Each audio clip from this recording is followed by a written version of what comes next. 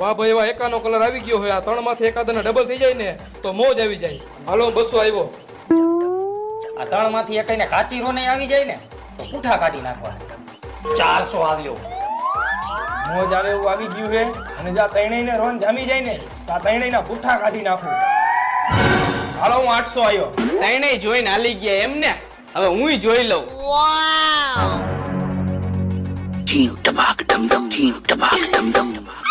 આ કોને બાઈટું તું? આ કરો પહેલેથી નાલો બાઈટ. આ એક જોકર નીકળું મારે આમાં.